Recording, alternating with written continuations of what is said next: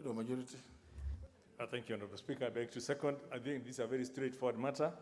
It's in line with our traditions and customs within the House that we don't have to wait for a whole 7 days to go through something we have already agreed just the other day. And hence, to unlock the process that we do it, I would urge the House that we actually reduce this publication. Perhaps even in future, we might have to reduce legally the publication period, that it can be within a day, so that we don't have to keep and have to do it, because it's so straightforward. We passed the debate, we passed the schedule, it's been translated into this appropriation bill, and the rest is for members now to be able to internalize and see if there's anything that we need to discuss within the next couple of minutes. With those, I beg to second.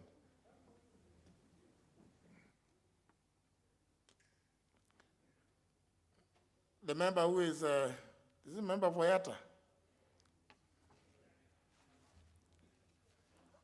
A member for Yata, you are on record as always providing answers behind the tent.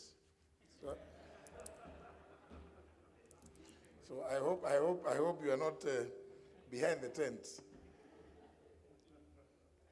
Honourable members, I propose a question, which is that notwithstanding the provision of standing order 120, this House resolves to reduce the publication period of the Appropriations Bill, National Assembly Bill number 31 of 2021, from 7 days to 1 day.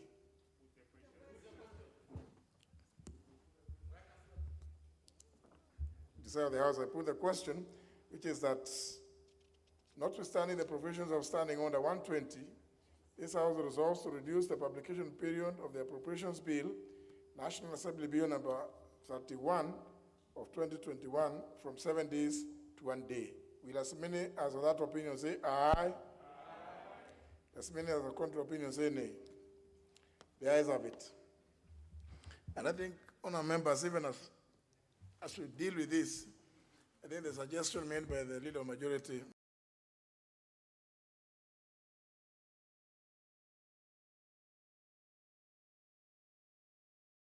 maybe should be one of the issues, appropriations. But it looks like not everybody in the country appreciates what an appropriations bill does, Honorable John Bandi, because you hear some people saying the appropriation bill of 2018 and 2019, that the speakers of the two houses go and regularize them. And the people making those orders are beneficiaries of what those two acts did. You know? Yeah, I mean, it's very interesting. Let's proceed to the next order. Order number 9, the Appropriation Bill, National Assembly Bill number 31 of 2021, first reading. A bill for an act of parliament to authorize the issue of a sum of money out of the consolidated fund and its application towards the service of the year ending 30th June 2022, and to appropriate that sum and a sum voted on account by the National Assembly for certain public services and purposes. Next order. Order number 10, the Appropriation Bill, National Assembly Bill number 31 of 2021, second reading. Chair, Budget and Appropriations Committee. Thank you so much, Honorable Speaker. Honorable Speaker, on behalf of the members of the Budget and Appropriations Committee, and as mandated by Article 221 of the Constitution, Section 39 of the PF, Public Finance Management Act 2012, and Standing Order 40,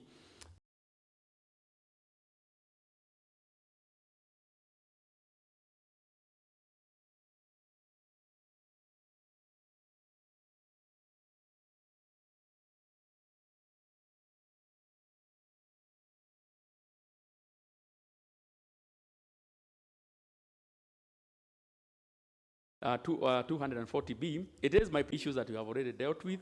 All what we are doing today is to give the legal anchorage of what we passed through the resolution. Honorable Speaker, members, of course, may note that the resolution passed on Thursday, 17th June 2021, through the Committee of Supply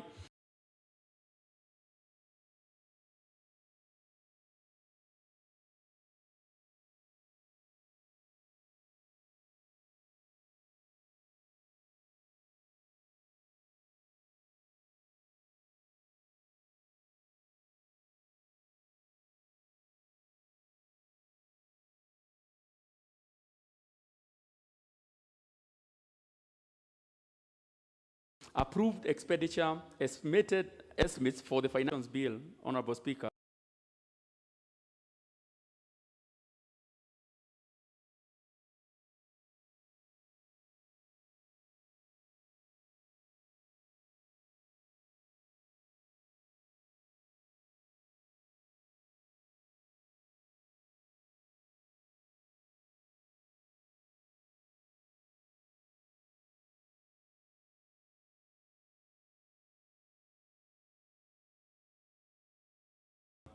Of 2021, the committee held one meeting. Honorable Speaker, the allocation for the public hearing domiciled in the National Treasury be moved in respective implementing ministries, as well as allocation of Kenya shilling 25 million for the new KPCU that was wrongly praised and that needs to be moved to Kenya National Trading Corporation. In this regard, Honorable Speaker, I would like to inform the House that I will be moving amendments in the committee of the whole House. Honorable Speaker, on the public hearing, Honorable Speaker, we have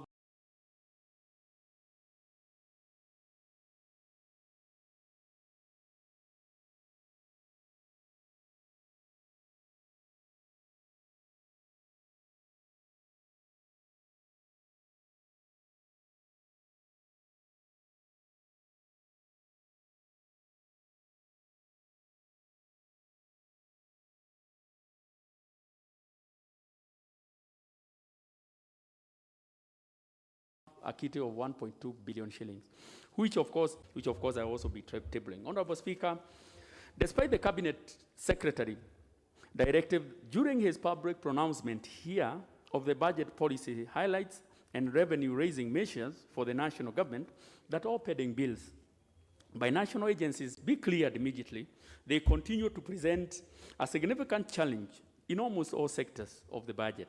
Honorable Speaker, this has a negative impact to the economy as most of the businesses are having challenges settling their debts.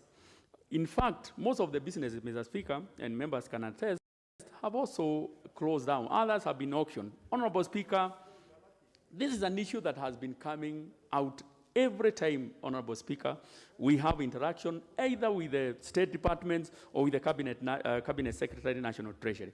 And when he was here, he gave a directive that all ministries, departments, and agencies must clear pending bills, including county governments, must clear pending bills by the 30th of this June. However, that was not followed by actual commitment, because all these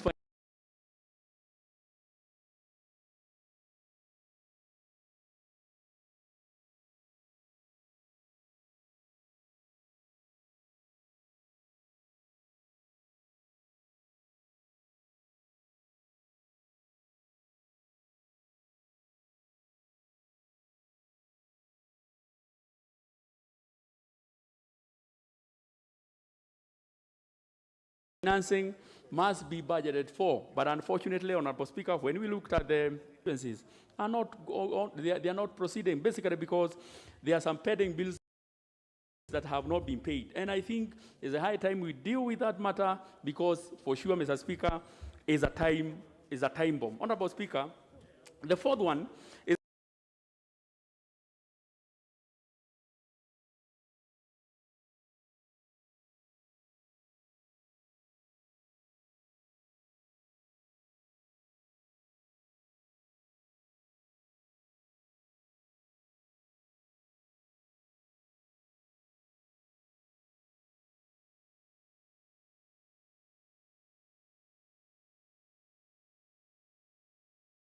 The total cost of stalled projects, Honorable Speaker, is 9 trillion. Honorable implemented to ensure enforcement of PFM and Treasury guidelines. Honorable Speaker, going forward, no new projects should be introduced before completion of ongoing projects. Honorable Speaker, this has been a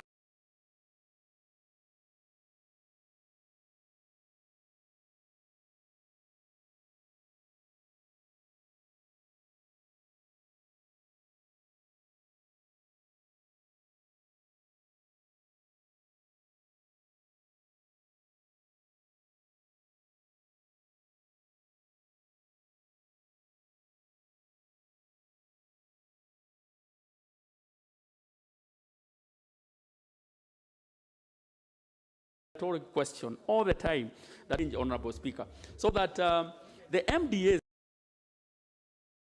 that are in the productive sector of the economy should not continue getting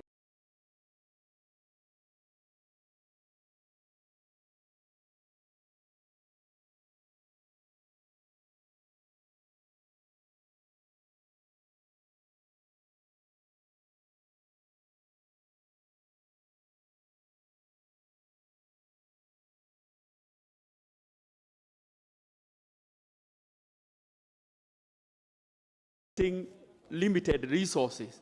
You know, for example, the State Department Speaker, the country must tighten its belt and limit its spending to high priority areas in order to ensure that the citizens' most urgent needs are being met in an effective and cost-effective manner. Honorable Speaker, the schedule of the Appropriations Bill 2021, as per the resolution of this House, Honorable Speaker, that was done on Thursday, 17th, 2021, through the Committee of Supply. And we recommend, Honorable Speaker, that this House resolves to approve the attached schedule in the Appropriations Bill 2021-2022, and also approves the National Treasury finalizing the required budget document as per the PFM Act on the detailed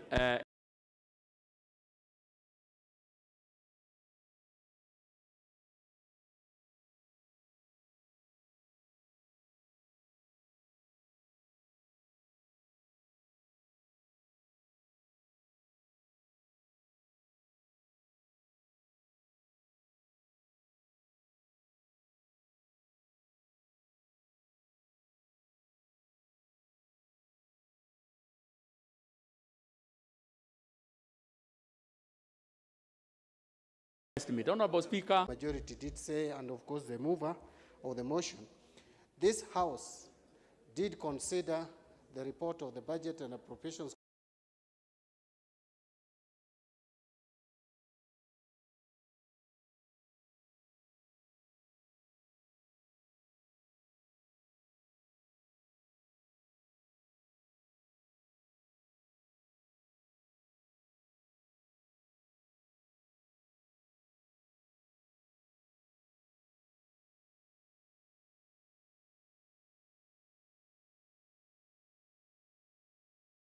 Committee and passed it with amendments, and later with the coming into force of the 2010 Constitution.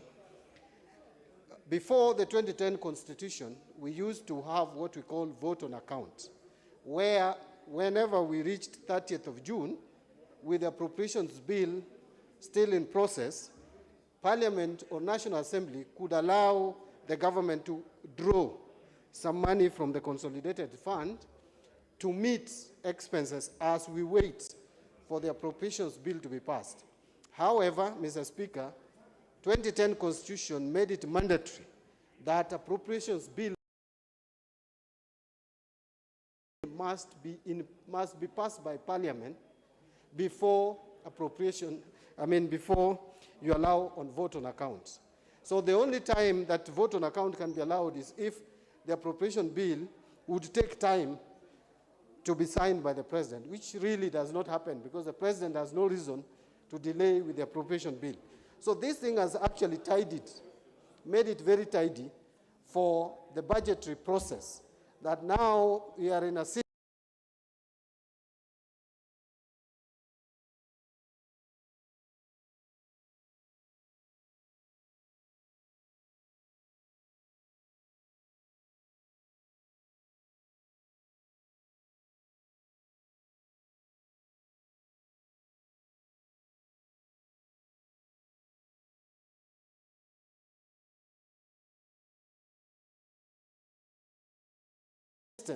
where I just want to conclude by asking and urging the House that we finish this quickly so that we can go to the Committee of the Whole House, which again we should finish quickly.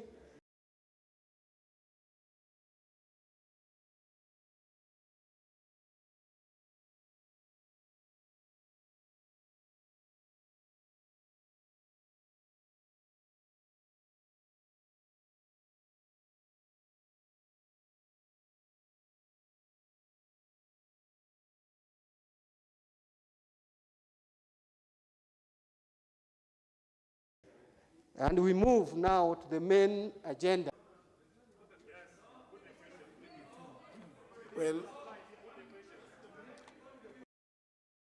Well, let's, Honorable Kato, Chair of Defense, you want to contribute to it? Very, very, very little, Mr. Speaker, and thank you for indulging me. I can see the mood of the House. They really want us to progress to the next.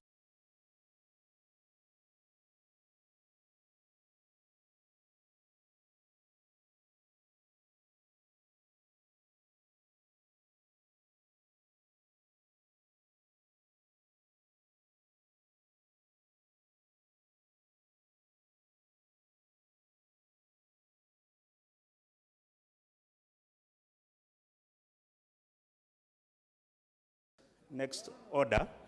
But Mr. Speaker, I fully that my committee oversight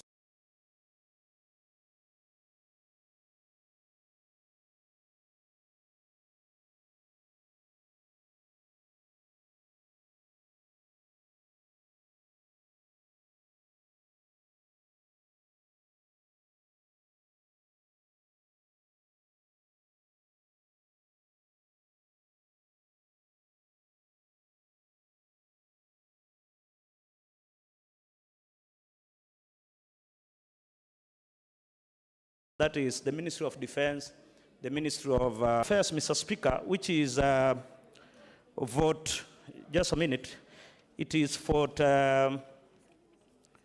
yes, 1052, Mr. Speaker, approximating or anticipating that they will collect 550 from appropriation in aid. And you see the only source of appropriation in aid here is the issuance of visas, Mr. Speaker.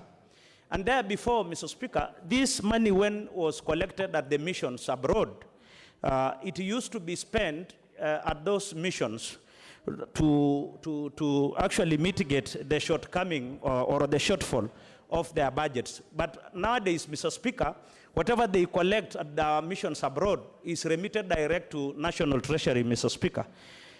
But my problem is that then if we want this visa or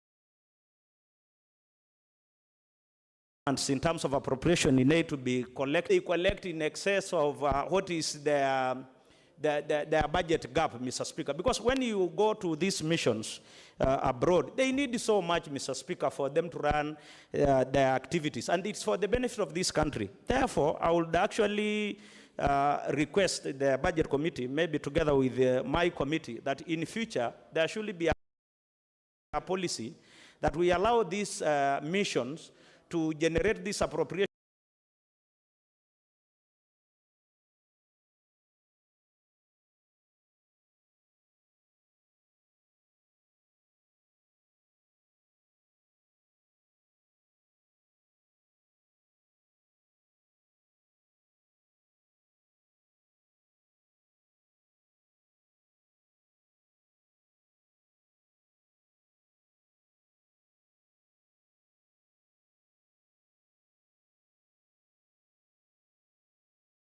in aid and appropriation in aid.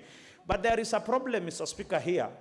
RDAs, regional development authorities in the country, there are 6 in number, and they cover the whole Kenya, Mr. Speaker.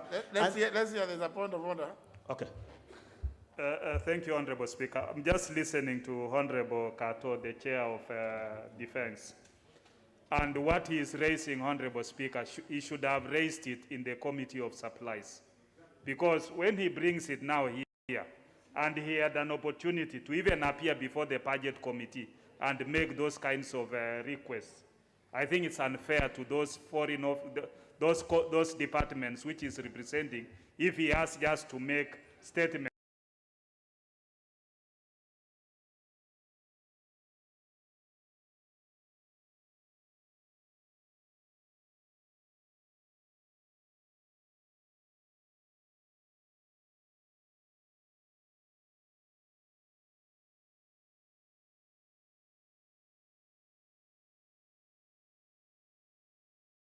In the floor. I think the Honorable Dr. Pokose, my very good friend, should learn to listen. I've been here twice, many, as the time he has been here. And you know, he was actually going to standing order number 95. He's an expert in that. But Mr. Speaker, what I was saying, there are just proposals that this House can actually come up with the policies. I'm not saying at this stage, because we will not amend the current bill as it is, Mr. Speaker. So in terms of RDS, you know, these RDS can generate a lot of appropriation in aid. What we need just to do is to provide them with seed money to start those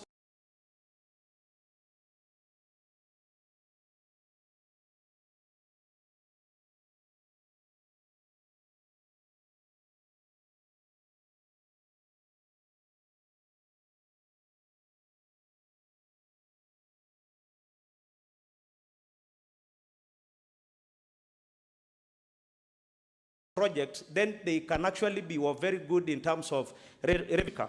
And allow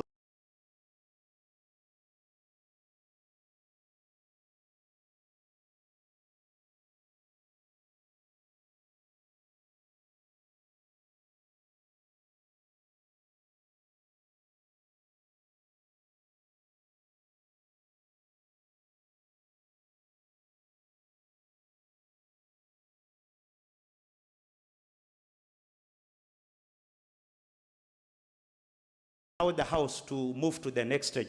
I support. Let's have it. Thank you so much, Honorable Speaker. Honorable Speaker, I want to thank all my colleagues, all the members. Honorable Speaker, we have prosecuted this issue through the process, Honorable Speaker, and I forever indebted to all the members who made the contribution, Honorable Speaker. Honorable Speaker, with those very few remarks, I beg to reply. Honourable members, confirming that there is a quorum still in the House, I therefore will proceed to put the question, which is that the Appropriations Bill, National Assembly Bill number 31 of 2021, be now read a second time. Will as many as that opinion say aye? Aye. Will as many as the contrary opinion say nay? The ayes have it.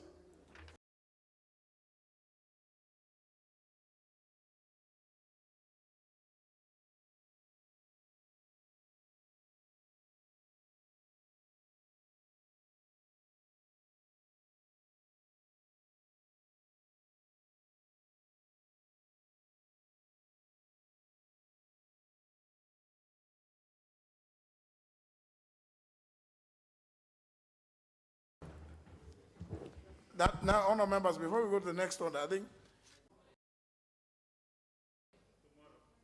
do it tomorrow afternoon. Yeah.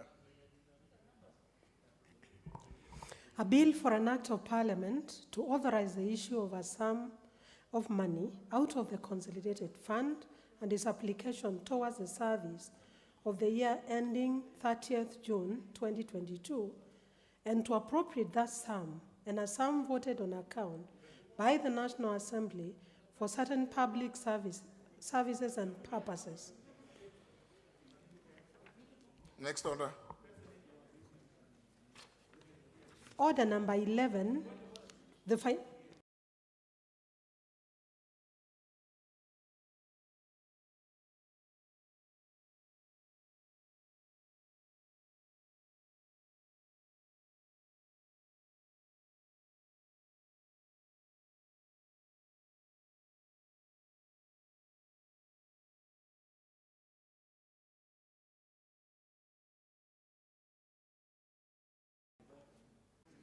ways and means of financing the supply, what you've already supplied or claim to supply. Chairperson, Honorable Dwele, you on the point of order? Speaker, looking at the order paper, you know, everything we are doing this afternoon, from the appropriation bill to the finance bill to the supplementary, belongs to one arm of government, that is the National Treasury. I think it's also incumbent upon the leader of majority and the chair budget to also take their time, go to the back office, and ask why the minister is not releasing his checker to the legislature. I mean, it is very embarrassing to be on the newspapers, and it is true. I mean, no, I think, can I give you comfort? I think, of course, I don't like being drawn into those things, but I had to get involved, so I think that is sorted. That is sorted. It is sorted. Let's get there. But I think the more important aspect is that really it should never get to that. It should never get to that. They cannot be expecting the National Assembly to deal with all these other issues they are requesting when they are, it's like not appreciating that you have to survive to be able to breathe and breathe hard. Chair Finance, Honorable Wanga. Thank you very much, Honorable Speaker. Honorable Speaker, I beg to move that the Finance Bill, National Assembly Bill number 18 of 2021, be now read a second time. Honorable Speaker, as I begin, let me thank the Committee on Finance and National Planning for their dedication and the work that they have put in to ensure that the committee has a report shared with the House in good time. Honorable Speaker, for the record, the Finance Bill was published on 5th May 2021 and read a first time on Tuesday, 11th May 2021, and thereafter committed to our committee. The bill sets out revenue-raising measures for the national government and amends specific tax laws and other statutes for effective collection of revenue as relates to the budget of the fiscal year 2021-2022.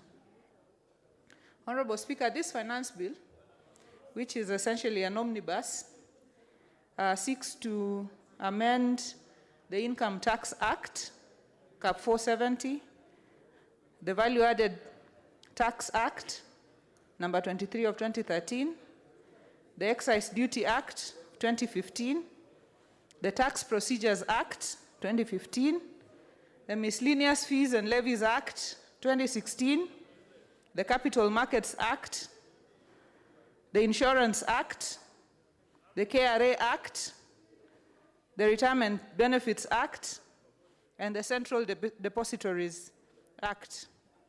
Honorable Speaker, this finance bill is done at a very delicate time when Treasury and members of this House have to balance between cushioning Kenyans from the COVID-19 pandemic, but at the same time raising sufficient revenue to fund or to finance the 3.6 trillion budget or the supply that we have just done, which the Budget Committee has just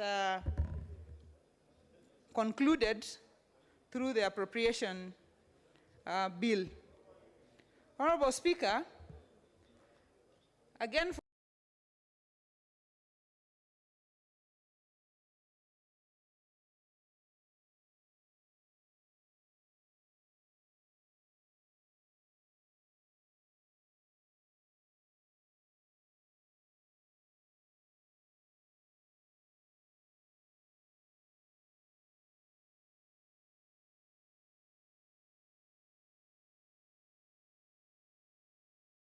the record, because a lot of people for their patriotism, and one such stakeholder is Ernst & Martin, who's a young Kenyan who at every point comes to participate and brings views to protect wananchi, but also to protect government from leakage of revenue, and we really want to thank him. That, among several stakeholders, Association of Manufacturers, KEPSA, and others who are always there to make presentations. We listened, Honorable Speaker, to a total of 34 stakeholders orally. And Honorable Speaker, there were many, many views that were proposed. Honorable Speaker, if you look at the finance bill, clause 2 of the finance bill,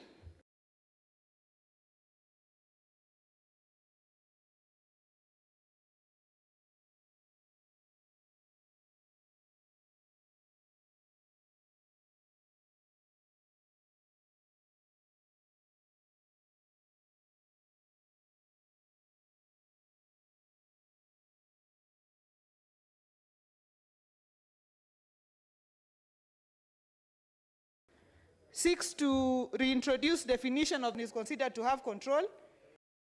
If a person has advanced a loan of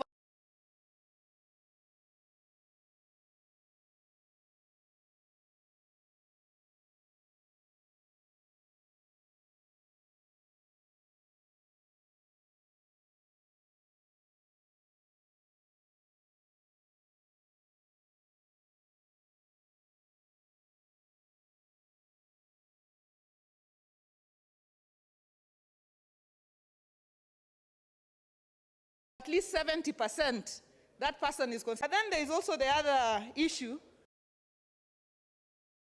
that committee also discussed at length, which is the F part of that clause, saying that if a person supplies at least 90% of the purchases of another company, then that's, if company X supplies at least 90% to company Y, then company X is considered to have control of company Y.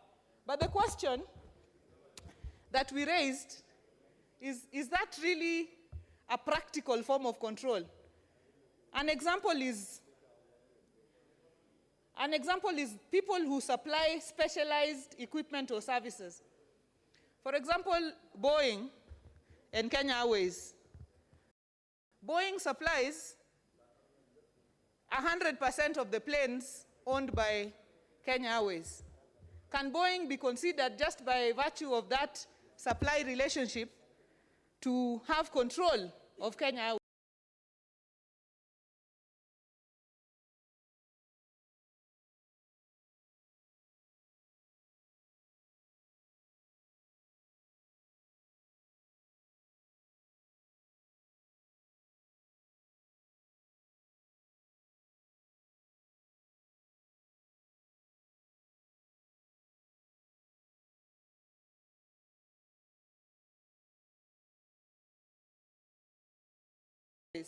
So the committee will be proposing declaring small profits, then that means a reduction in the taxes.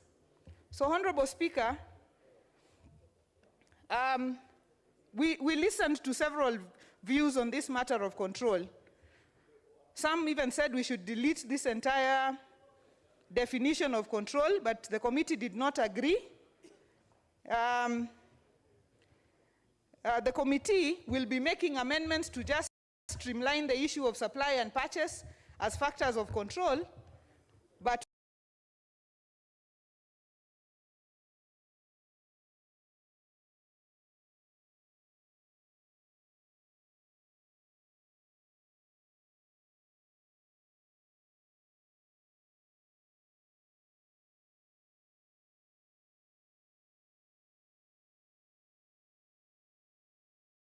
will not be agreed. Interest earned on them are exempt from income tax, and they can be used to finance projects as listed. Honorable Speaker, the reason we are defining the infrastructure bond in the Income Tax Act is to clarify the type of bonds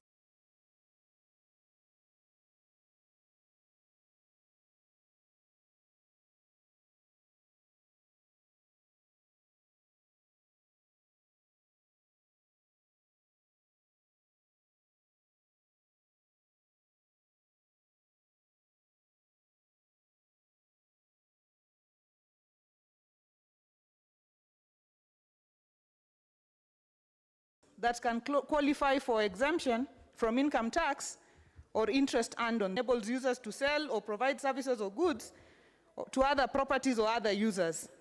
Honorable Speaker, a lot of transactions are currently going on digitally. And one of the amendments that have been made or that are being proposed is not just to talk about selling online, but also to introduce the term electronically. Why? Is because a company such as Netflix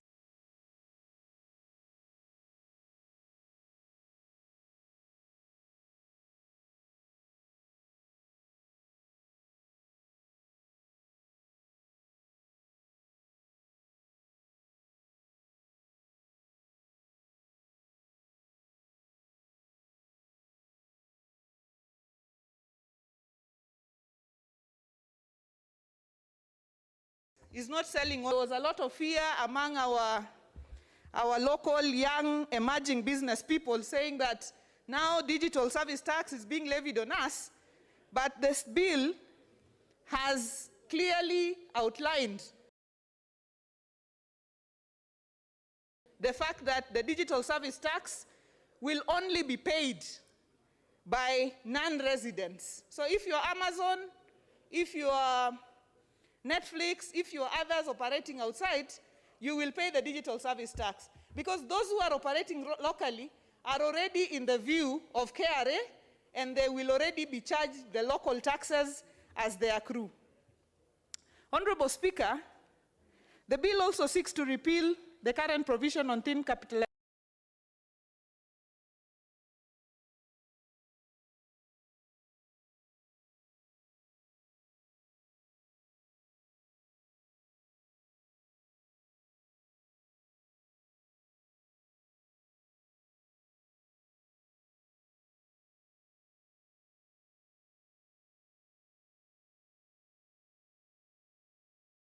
rules based to company Y, and company Y lends company X money and charges very high interest rates of say 30 or 40%. Any interests paid currently are deductible when you're when you're doing your taxation or you're calculating your profits. But right now, the provision that is being made is such that the interest deductible will only be allowable up to 30% if you're dealing with related parties. So only up to 30% of interest will be allowed to be deducted from the amount for your profits. Honorable Speaker, the only exemption that the committee is proposing to make is for institutions where interest is their business, such as banks, any institutions registered under the Banking Act, and micro, small, and medium enterprises, so that MSMEs are not adversely affected by this rule.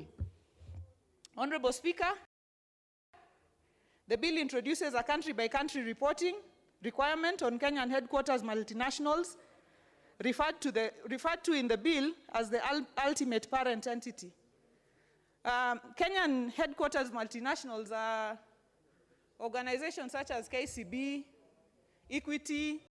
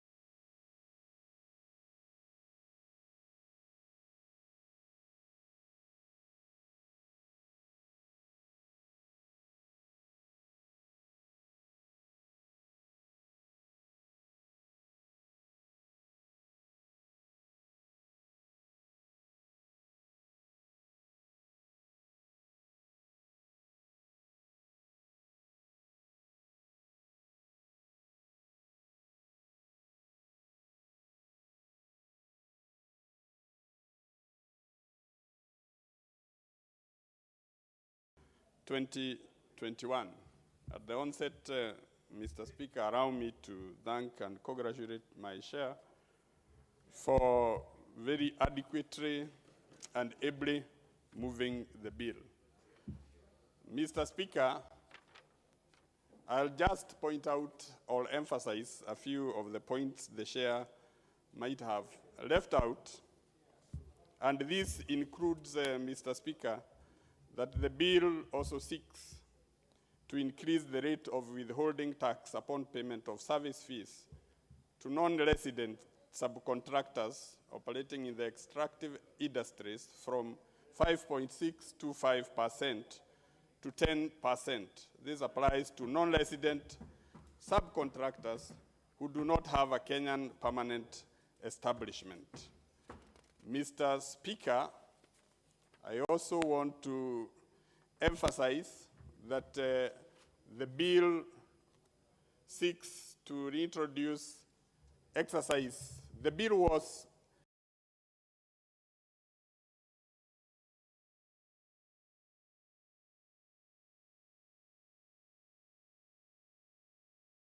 reintroducing excise duty, focus, local industries, etc.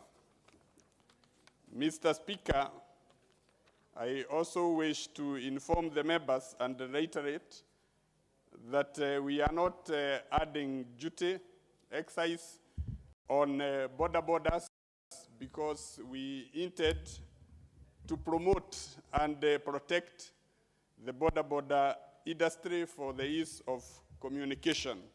Every year, Mr. Speaker, Kenya is registering about 20,000 borders, and they have been very helpful in linking Kenyans to points of destination, marketplaces, etc. Mr. Speaker, we also wish to inform you, Mr. Speaker, and the members that in the proposed amendments, KRA seeks to increase the maximum reward to a person who provides information leading to the identification of unassessed taxes from 100,000 to 500,000, and information leading to recovery up to 2 million of. Mr. Speaker, the proposed amendment seeks to increase the maximum reward to a person who provides information leading to the identification of unassessed taxes from 100,000 to 500,000, and information leading to recovery from Kenya shillings 2 million to 5 million. The informal reward is an important component of enhancing tax compliance, as it encourages informers to provide intelligence. Mr. Speaker, we are also supporting RBA, Retired Benefits Authority, Mr. Speaker, with an amendment which seeks to include post-retirement medical cover in the definition of retirement benefit as used in the RBA Act, in order to facilitate the authority to formulate regulations for registration and regulation of standalone and umbrella post-retirement medical funds. The proposed amendment seeks to require corporate trustee that provide services to pension schemes to be registered by Retirement Benefit Authority for the purpose of regulating them. Mr. Speaker, we also seek to empower the RBA to be able to help the pension schemes to recover monies held by defaulters. We give them authority even to attach. And this, Mr. Speaker, will particularly be directed to those government organizations, like the universities, the former Lab Trust and Lab Fund, which organizations have been denied a lot of money from contributions of former local government workers. Mr. Speaker, with those few remarks, I will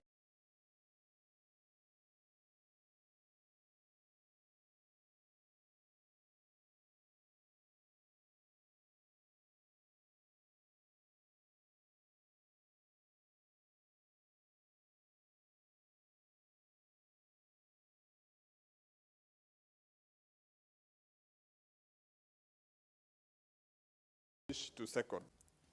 Even as I propose this question, there is some interesting observation I want to make. But notwithstanding that the chair of Finance Committee is a lady, there's only one more lady in the chamber. Is it that matters to do with finance? They don't ring bells in.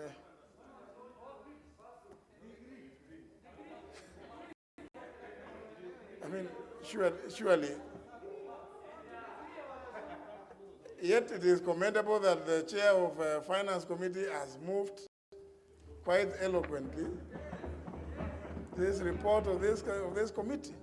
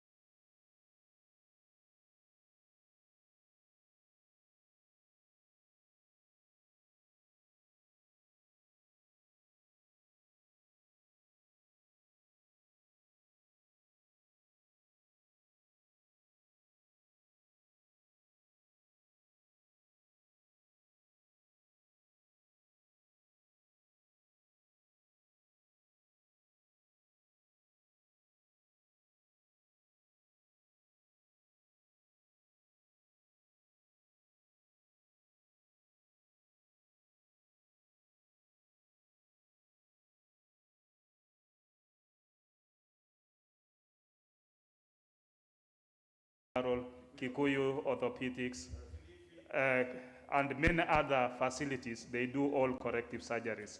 So I think that, Honorable Sangok, for record purposes, with all due respect, I think we need to respect our institutions that are doing similar work within the region. Honorable Songkok, Thank you very much, Honorable You clearly can't engage Honorable Pukose on that one. No, of course, Honorable Pukase is one of the surgeons that have really performed so many corrective surgery and have assisted so many persons with disability. And himself does it sometimes free of charge, Honorable Speaker. Honorable Speaker, I think the only thing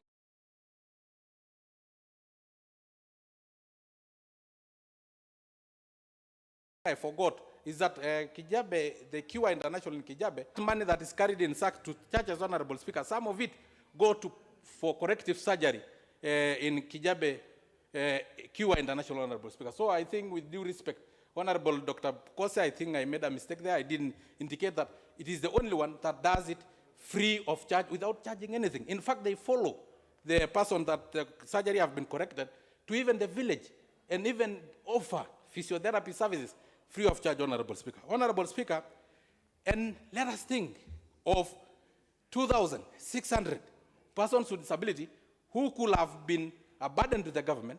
Their disability have been corrected completely, and they are no longer a burden to the government. They are not exempted from taxes. They don't import vehicle duty free. They don't access GACP, Honorable Speaker.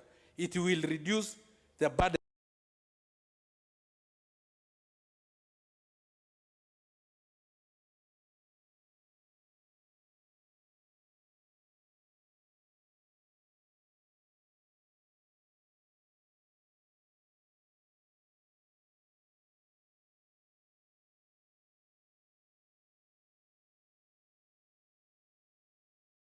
Honorable Speaker. And, Honorable Speaker, Ijabe Mission Hospital, Honorable Speaker, by that time, QA International was just a department. Honorable Speaker, I'm now proud because I can walk upright, even if it is with a swag, but at least I can walk upright, Honorable Speaker. Otherwise, I used to crawl, Honorable Speaker. So, Honorable Speaker, the last bit, Honorable Speaker, we cannot give our power to Treasury, Honorable Speaker. We will punish the CS for Treasury for overtaxing Kenyans. Is it the president whose bread is even being paid by the state? But for you, as a member of parliament, Kenyans will punish you if you increase their taxes. So the issue of taxes should remain in this house, Honorable Speaker. VAT should be controlled in this house. I do support, Honorable Speaker. Honorable Maanzo Kitonga, member for Makueni. Thank you, Mr. Speaker, for giving me an opportunity to contribute on this very important piece of legislation.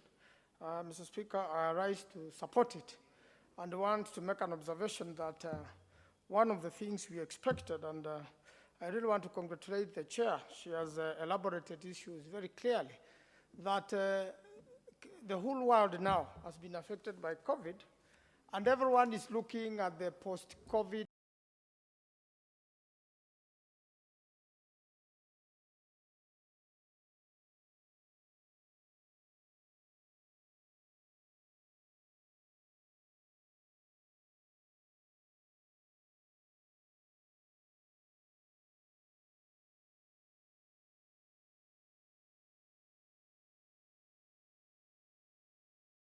era and how to restart the economies. Challenges is environment and its pollution, and in fact there is a world campaign to make sure that there is clean air in many parts of the country. Mr. Speaker, with a very little porous cover, I would have expected there be no exercise or duty, or there be tax exemption, and more important, zero rate, the taxes on cookie gas, Mr. Speaker. The main reason is if many more Kenyans can afford cookie gas, then it means more trees, less trees will be cut, so that people will use clean energy, they will use gas more.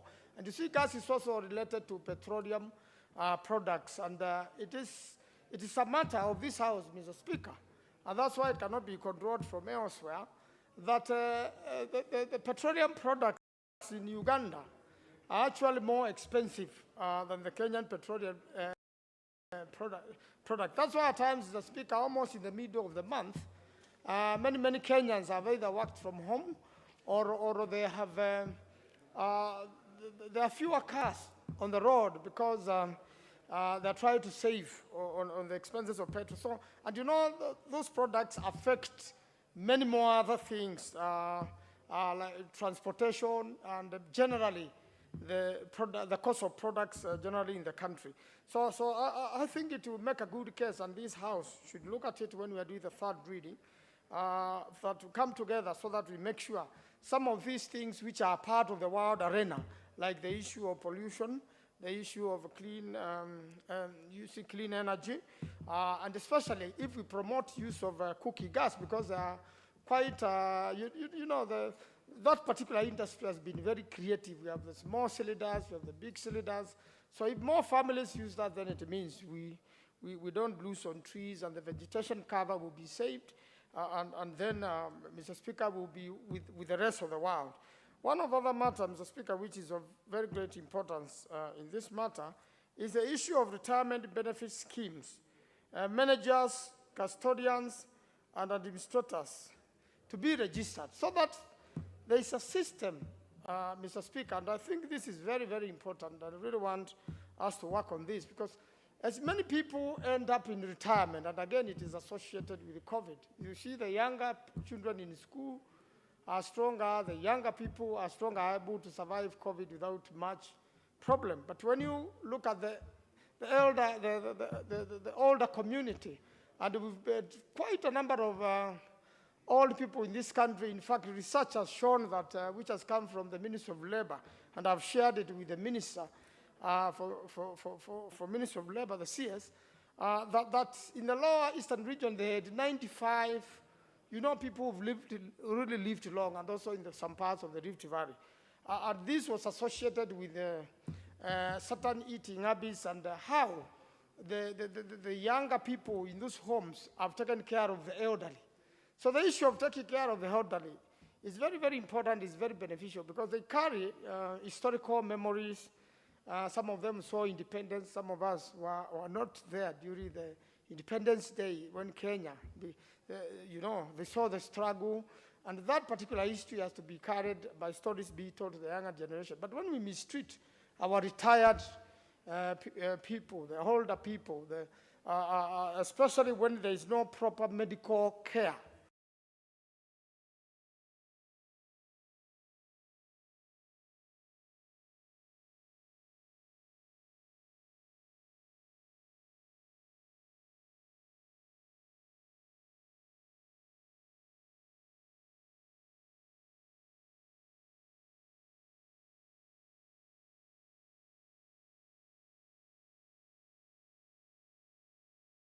on them, then it means we no longer have them. There are quite a number. So I think the idea of retirement benefits schemes, so that they are well managed, and the people who are in charge of them are well controlled, to make sure that there is no exploitation, and at the same time, to make sure that the terms are favorable, so that people can be able to afford medical insurance in that regard, and we take care of our older persons, and make sure that generations and generation benefit, and in fact it reaps blessings to the country. That's one of the issues, Mr. Speaker, which happened. And Kenyans use bread a lot, so I really want to congratulate the committee and the government for having zero-rated the cost of bread. I think it should remain as such, for quite some time till the economies peak. The wheat at times is grown locally or even imported to make sure that enough of that. But this is used almost every morning and every other time of the day. And it's a big industry, Mr. Speaker, which also employs a lot of people. At this particular moment when industries are closing and a lot of people have lost jobs, I still think while dealing with this, we should encourage the SMEs, the local industry. And one of the challenges of the local industry, and I'm sure, because I'm in the Committee of Trade Industry and Cooperatives, one of the things the Minister of Trade is trying to address is the industrialists who are residents in the country or may not be citizens of this country. But some of them have come to settle here. They have huge investments here. They pay taxes. But when it comes to processing of their documentation in the country, because you see, if you are a resident here and you are not born a Kenyan, and you are doing business here and your papers expire, or when you want to renew your papers, it takes a long time with a lot of activities going on at the migration. And the migration has really done a wonderful job despite the challenges of COVID and the flow of Kenyans making inquiries. Is to make sure that those particular investors in the country have their paperwork processed and the necessary due diligence done in good time, so that the industry can be lifted and can be there to employ more young people. The SMEs promotion, you know, even the border rights, and you know, border people have been very useful in the country and making movement faster, movement of people and the goods. But unfortunately, a lot of people are not careful when driving, and a lot of people have lost their lives, you know, while on a border, out of carelessness, of lack of observation, and also people steal these borders and take them across the border, even to reconfigure them into other machines for use in lakes and the water transport. So this is an area really which is employing a lot of young people, which has led into self-employment. It is part of the SMEs, the small and medium enterprises. We need to look at that so that there is more support in the small and medium enterprises, so that people may be. And I really want to repeat that this is important. That's how we are going to restart post the COVID era, so that we can stabilize our economy faster and can be able to normalize production and the movement of goods. Mr. Speaker, I really support this bill and look forward into making more and better amendments during the third reading, so that we could serve Kenyans better, and really insist on separation of powers, and that what is our duty we must do, because we are accountable to the people. I thank you, Mr. Speaker. Honorable Sotsi Godfrey. Certainly not in the House. Yes, Honorable Pukose is here, but it's not your time. It is Honorable Ashira Kabinga's time. Thank you, Honorable Speaker, for giving me a chance to also contribute to this very important bill. Honorable Speaker, last week and today we are debating what is Lire Wajikos, and anybody probably who is not around may not have the authority to talk about Wanjiko out there in as far as money in the pocket is concerned, because this is where we are really putting in our minds together, Honorable Speaker.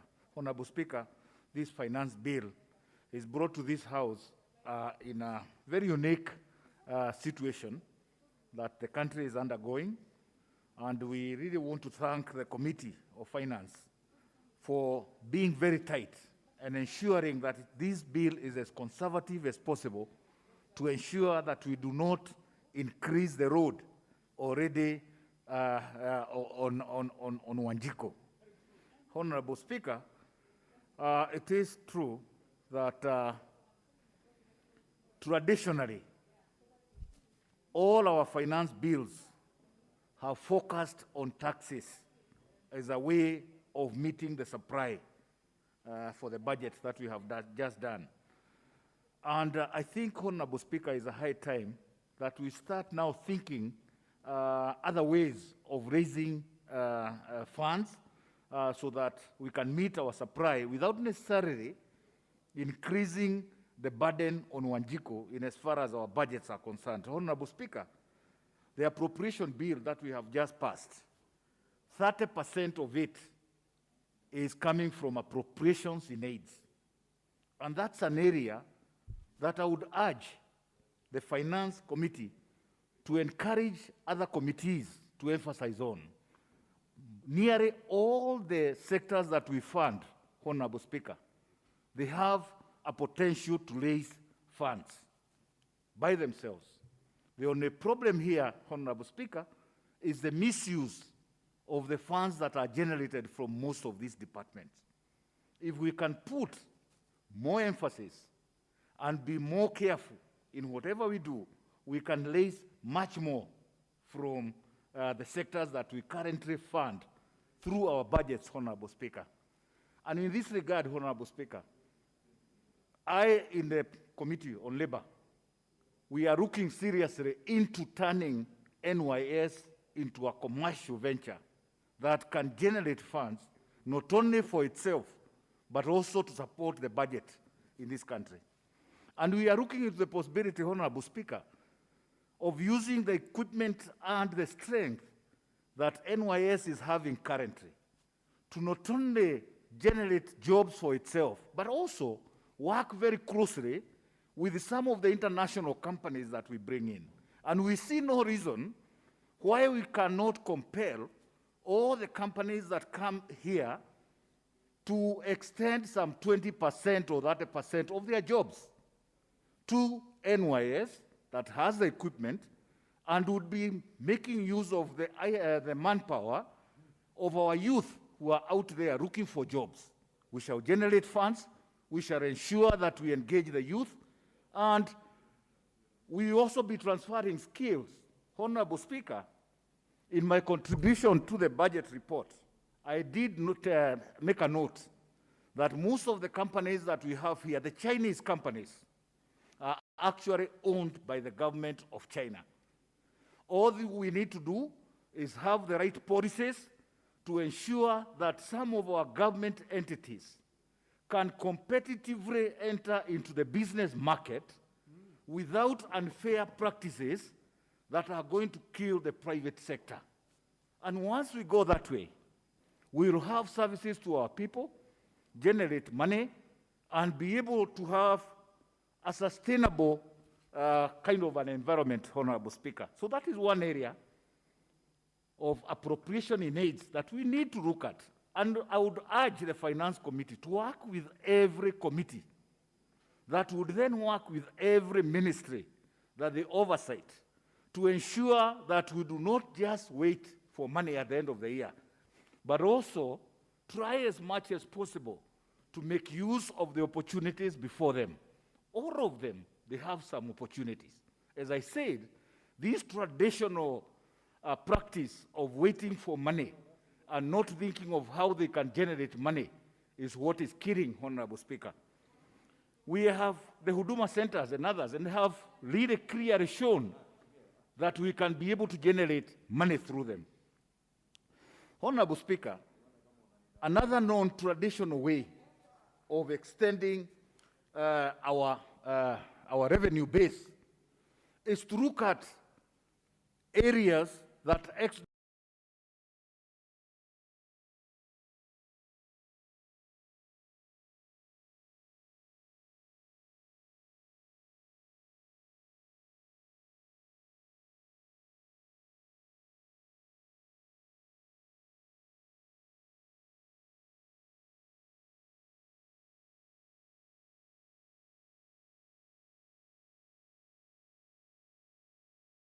like export of labor, Honorable Speaker. And this market, Honorable Speaker, money would come here, we would have our shilling strengthening, there would be money in the pockets of Wanjiko, small businesses would thrive out there, taxes would be paid, and therefore this country would generate more money. Foreign remittances have the rip-off effect on our budget that is positive, and we need to look at those areas. We need to ask ourselves, how can we reclaim some share from some of these areas, taking care of our people so that when they go there, they do not suffer as we know that they are suffering currently. There are opportunities there, Honorable Speaker, and again, my Committee on Labor will be working very hard in that area, probably because of the short time we have. We are working towards leaving a report in this House, which we believe, if implemented, can increase our current share, which is about 300 billion, to about 1 to 2 trillion in the market. And the potential is there, Honorable Speaker. And therefore, these are some of the areas that we're looking at.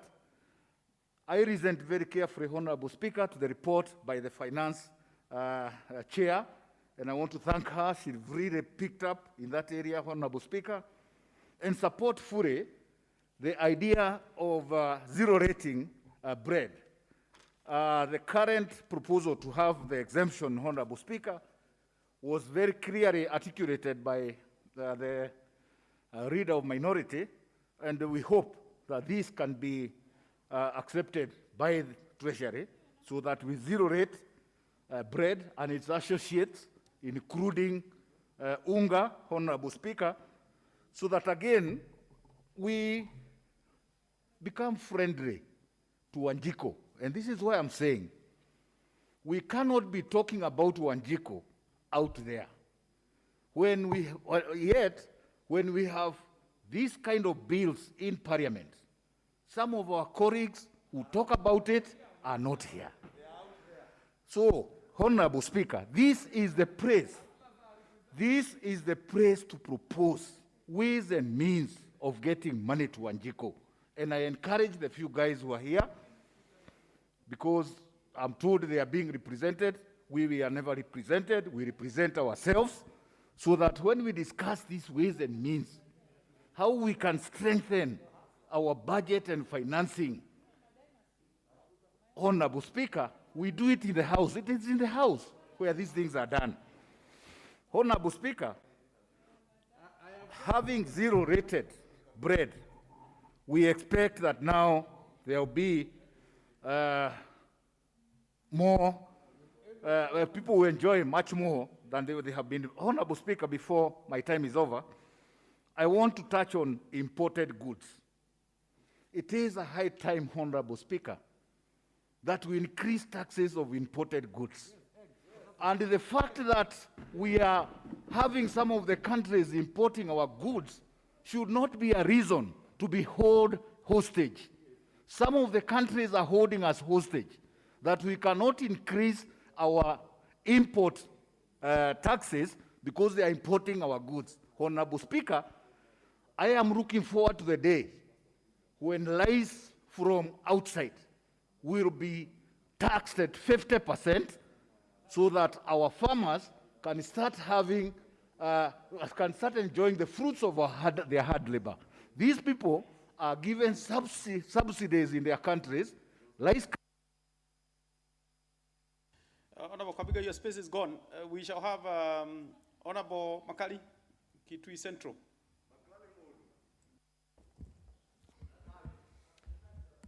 Yes, thank you, thank you, Honorable Speaker. Honorable Speaker, let me start by joining my colleagues to appreciate the chair of this particular committee and the vice chair for the job they have done to move this important bill. And Honorable Speaker, I want to agree with those who are saying that this bill is actually one of the most important bills in this House. And Honorable Speaker, that is also confirmed by the kind of public participation it attracts. If you look at those who have contributed to this bill in terms of public participation, it's a long list, and a long list of very important institutions in this country, and also very important individuals. Basically because this is the only bill which touches every Kenyan. You could be rich, you could be poor. And as representatives of the people, this is one of the bills where this House should be full, because this is going to affect the people who fought for you.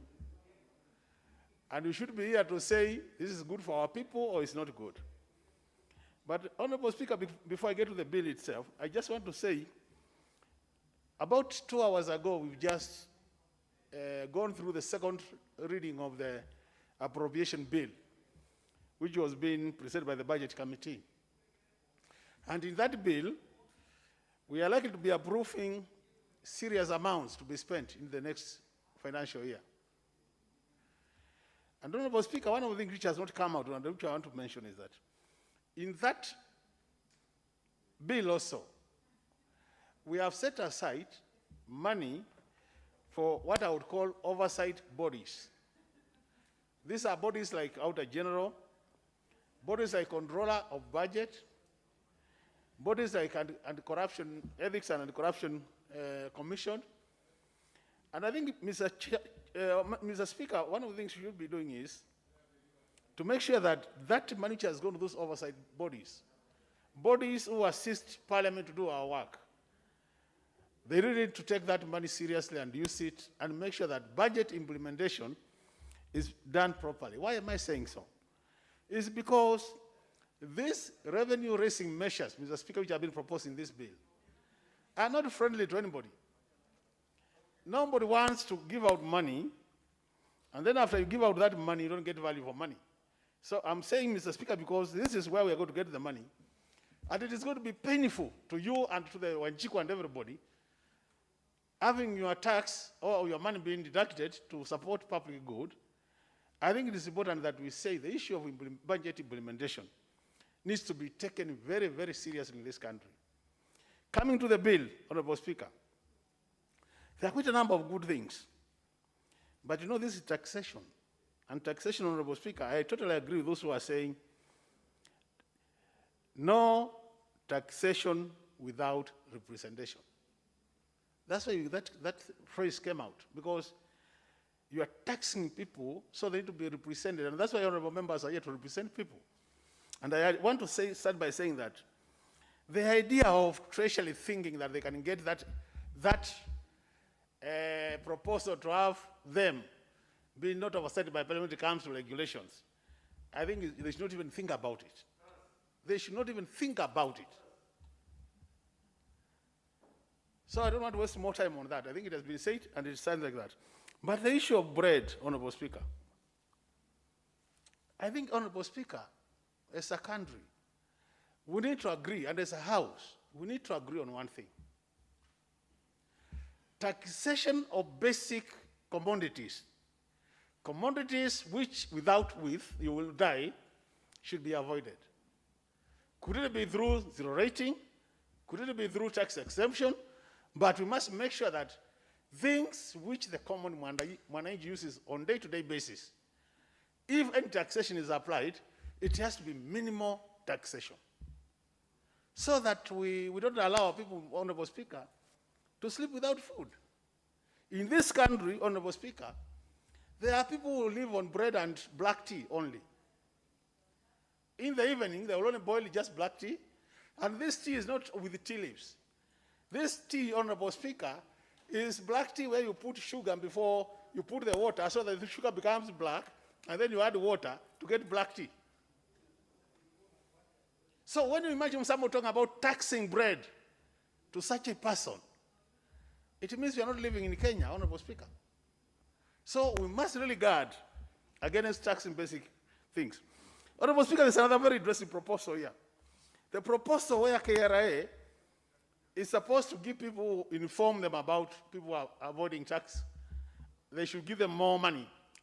And the proposal is to move from 100K, that is 100,000, to 500,000, so long as you're able to recover between 2 million and 5 million.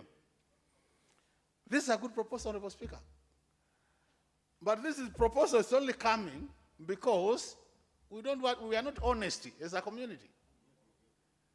And I think we need really, Honorable Speaker, you remember at one point, when Mheshimiwa Kibaki was the president of this country, he came with that phrase that the Kralian call that kulipa ushuru ni kujitegemea mwenyewe. But what Kibaki did,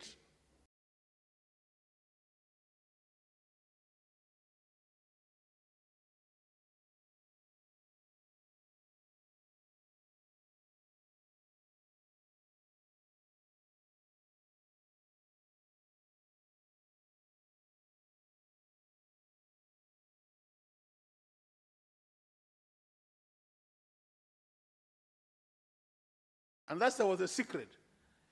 Because when you go to other countries, people are being taxed even up to 70%, Honorable Speaker. As here, the highest is 30%. In other countries, there are people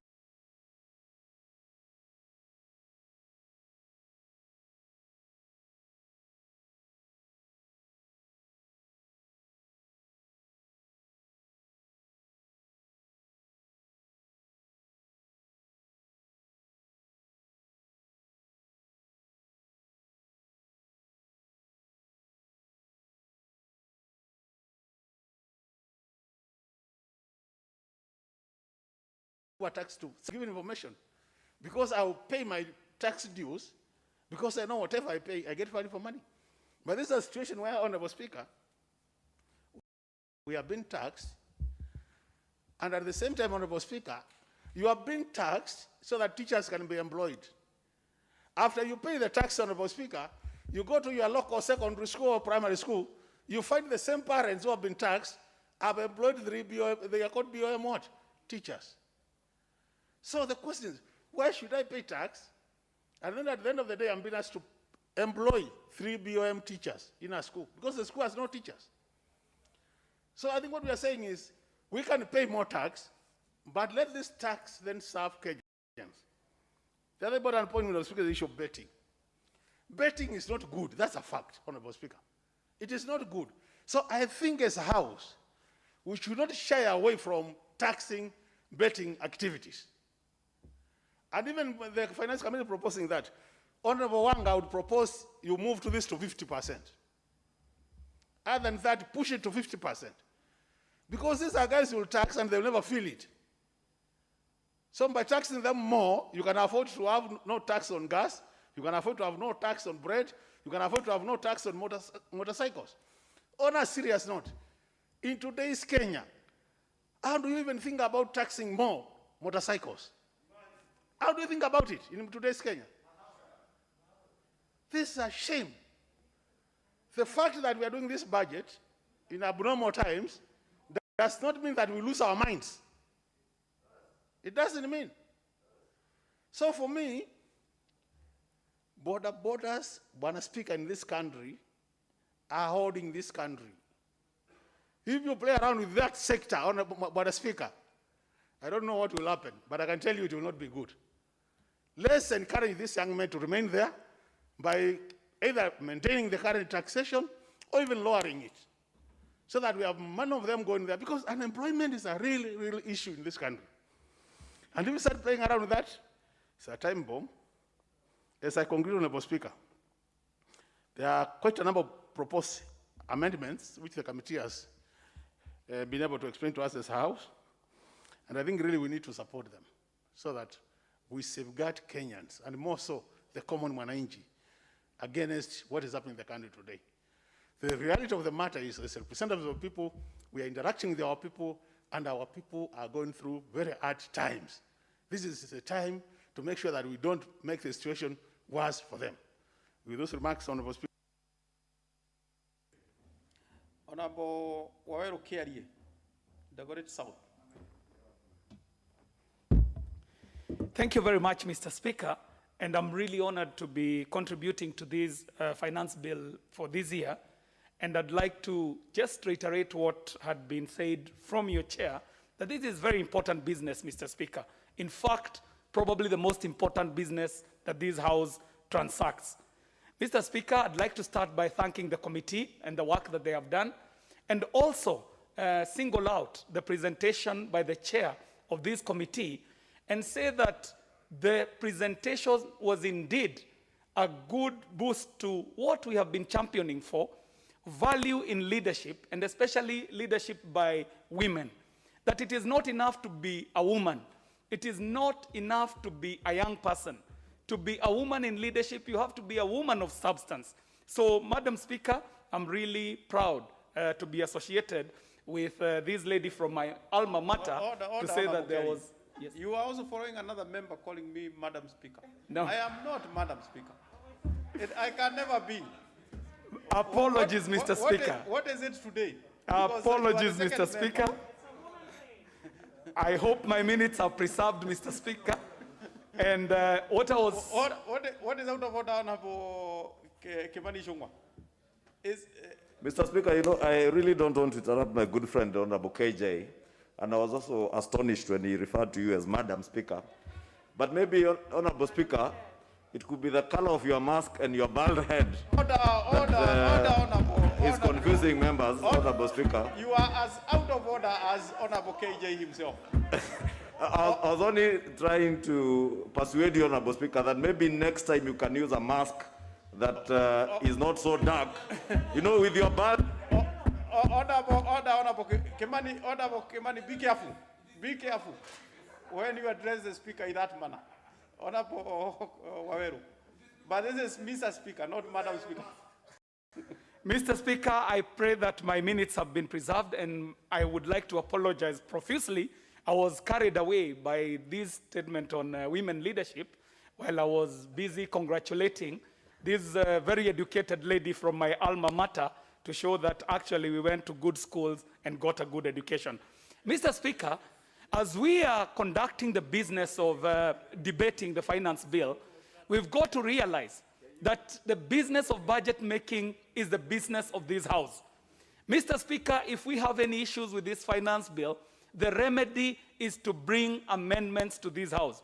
Mr. Speaker, as I support this finance bill, I'd like to make it known on record that I shall be bringing amendments to this finance bill, and I'll be calling upon members of parliament who have similar amendments so we can sit down and coalesce these ideas so that we come with unified amendments to this finance bill. Mr. Speaker, to my mind, it is important that we amend the matters that have to do with LPG gas, Mr. Speaker. Mr. Speaker, we need to ensure that Kenyans have access to cooking energy, Mr. Speaker. And the Kenyans I'm talking about are Kenyans like those who live in the Dagoretti South constituency, Mr. Speaker. In the Dagoretti South, we do not have forests where we can go and harvest firewood, Mr. Speaker. Remember also, by increasing the taxes on LPG gas, we shall be occasioning a double jeopardy on our people. The people I'm talking about are the people who depend on either gas or kerosene to cook, Mr. Speaker. And remember, because of the adulteration of fuel, the taxes on fuel and on kerosene and paraffin were increased, Mr. Speaker. So it means that if we increase the taxes on LPG gas, we shall be occasioning such a disservice on the people who depend on LPG gas, Mr. Speaker. My amendments will also be seeking to be in line and in tandem with the government's agenda on green energy. Mr. Speaker, if we are serious about promoting green energy in this country, let us make it affordable, Mr. Speaker. So on that account, I shall be bringing amendments seeking to remedy the LPG gas situation, Mr. Speaker. Mr. Speaker, there is a product in the market going by the name Lift. Mr. Speaker, Lift is a very ingenious method by tobacco manufacturers to have tobacco consumed in pouches that are put in the mouth and they melt out, giving a feeling of euphoria to the consumer, Mr. Speaker. This Lift product is actually a direct injection of tobacco into your bloodstream, Mr. Speaker. Mr. Speaker, we have passed laws against tobacco here, trying to manage that whole space of tobacco consumption. We also have to remember that we are a country that is suffering a calamity known as cancer. The expense that we put in curing cancer-related diseases, Mr. Speaker, is a burden that is carried by the normal mwananchi, because these are monies that come from the taxes that the mwananchi is paying. We know families that are normally just one hospital bill away from poverty, Mr. Speaker. So in encouraging the consumption of tobacco products, which we know are dangerous drugs, so dangerous that Dr. Pukose will tell you that tobacco can occasion close to thousands and thousands of ailments, Mr. Speaker. So in that sense, I do believe that it would be in order, Mr. Speaker, to occasion a sin tax on anything that is tobacco-related, Mr. Speaker. Because one can choose not to have a smoke, but one cannot choose not to have a meal. In terms of having a meal, Mr. Speaker, when we are canvassing issues in this House, we've got to be careful not to be the proverbial Marie Antoinette from France, Mr. Speaker. The lady who infamously asked the people of France to consume cake because there was no bread.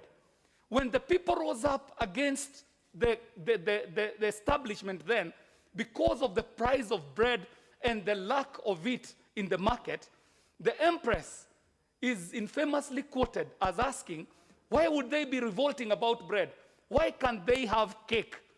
Mr. Speaker, we cannot be telling the Kenyan hustlers to have cake because we have increased the price of bread.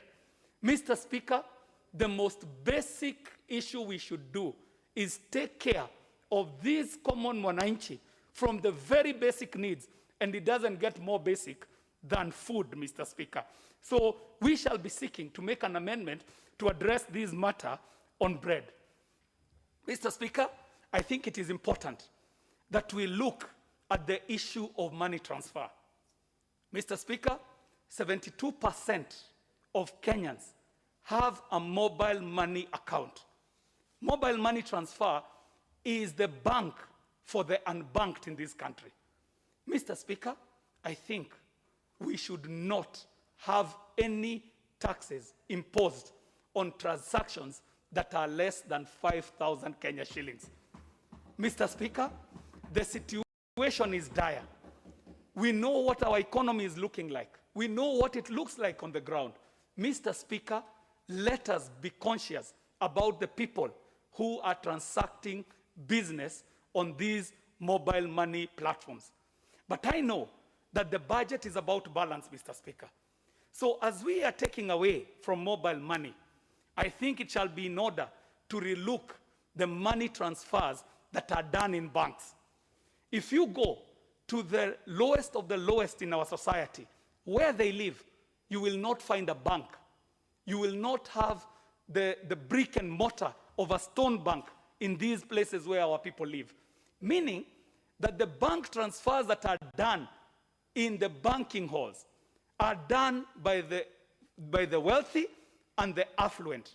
So in seeking a balance, as we are giving a remedy to mobile money transfer, then we can increase what it is we are charging for bank transfers and other charges that are done by banks.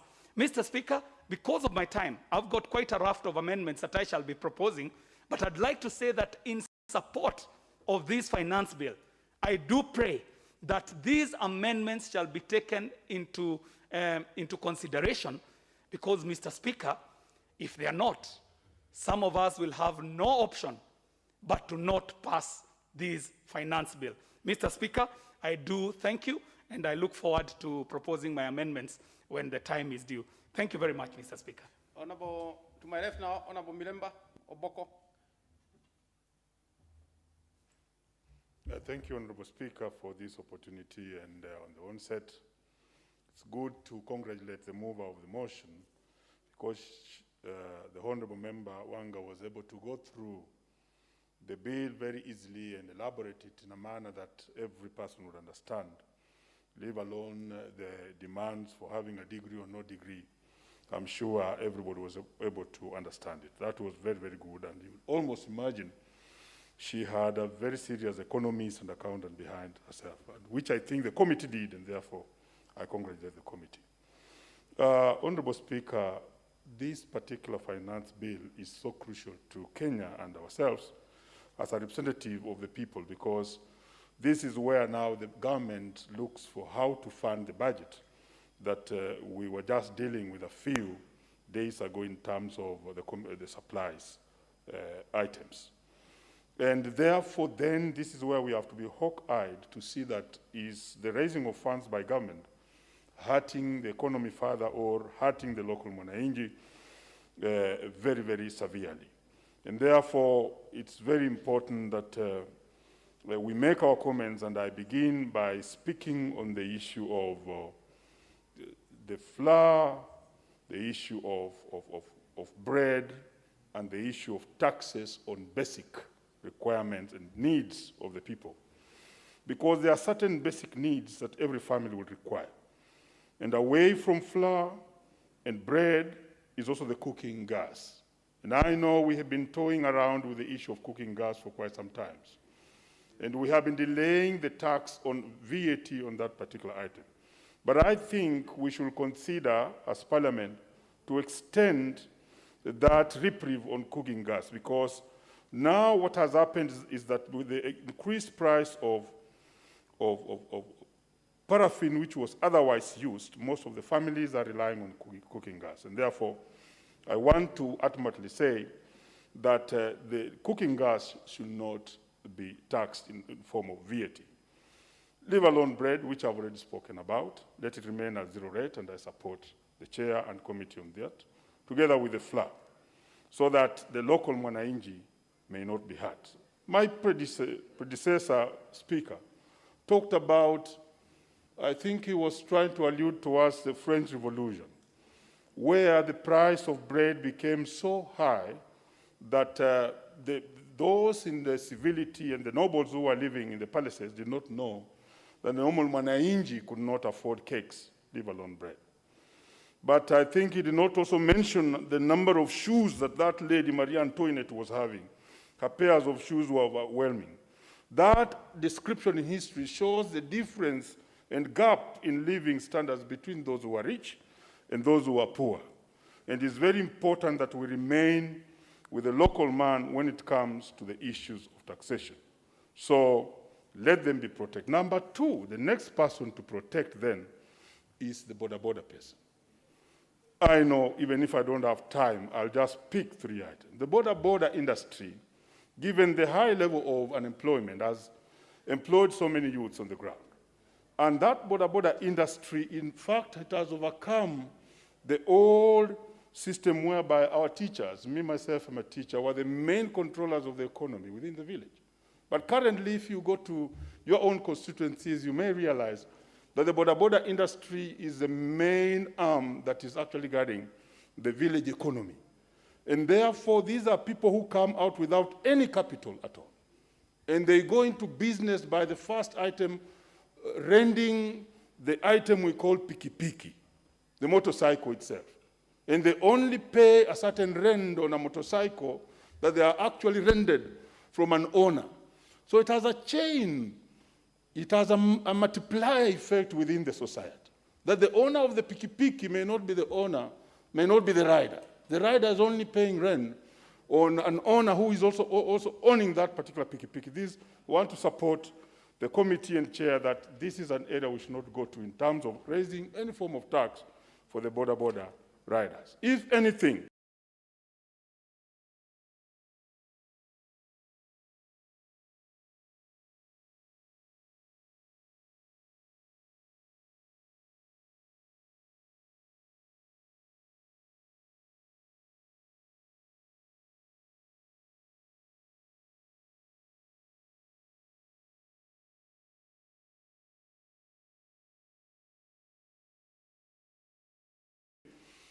insurance providers.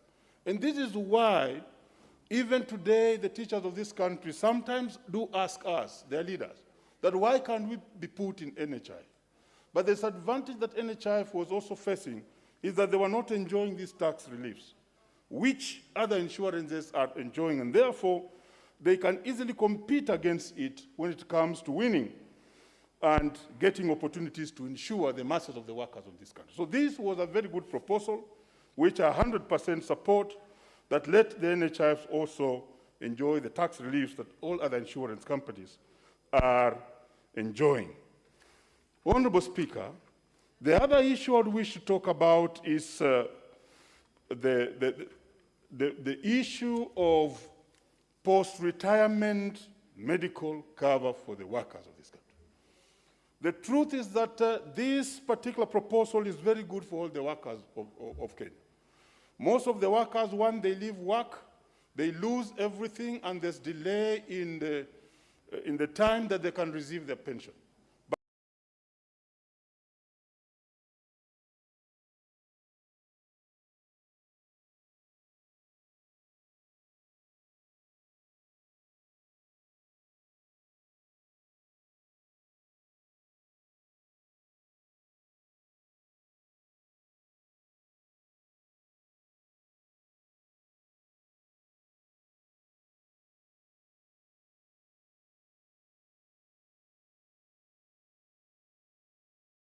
Most hitting them is the issue of medical care.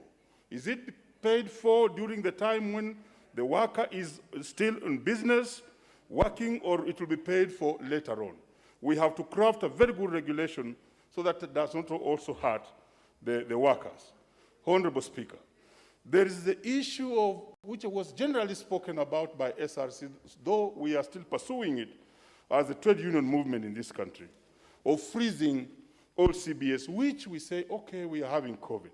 But could we look at possibly a way of also supporting the workers by possibly going back to certain reprieves like we had during the COVID? Chair, I'm happy you are looking in my eyes, of the payee, of the corporate tax, of the income tax, but more so of the payee for the workers. Because as we support everybody else, and as we ask the workers to take reprieve of what otherwise should have been their right, that we shall discuss elsewhere, then this is the correct law to also propose a raft of measures on how to support the workers who are also greatly hit by COVID-19 as we progress on, Honorable Speaker.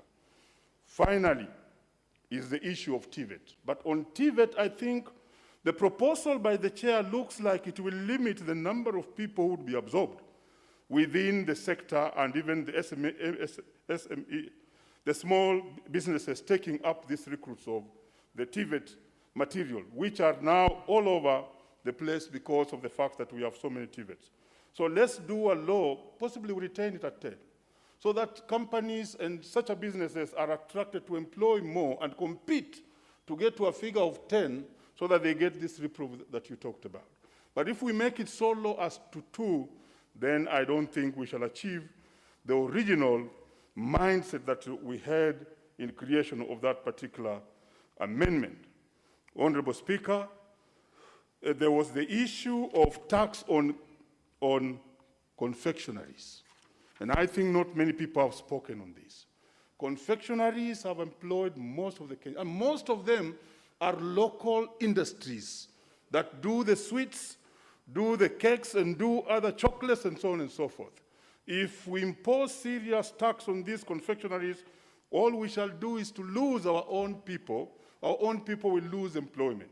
And therefore, I'll stand with the committee on the fact that we protect the local industries that are running confectionaries. And lastly, those musicians who are online, please, let's not tax them.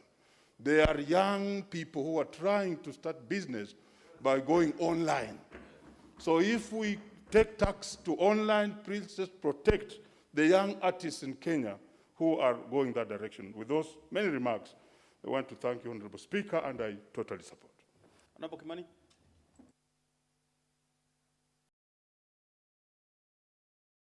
There's only one Kimani in the House at this time. Honorable Speaker, Honorable Sankoko was asking which Honorable Kimani. I'm telling him there's only one in the House. Thank you for the mask. Honorable Speaker, I rise to support the committee's report. And let me begin by thanking the chair, the Honorable Gladys Nyasuna Wanga, for the very good exposition she made of the proposals in this report, or rather their review of the proposals in the finance bill. And Honorable Speaker, one of the things that I truly appreciate that this committee has been able to do is to be very cognizant of the times that we are living in today. The committee has appreciated that with the COVID pandemic and very many people having lost jobs, we cannot afford to increase taxes at this time, especially on very basic commodities like bread, wheat, and maize flour, with the proposals that were there in the finance bill, Honorable Speaker, to be able to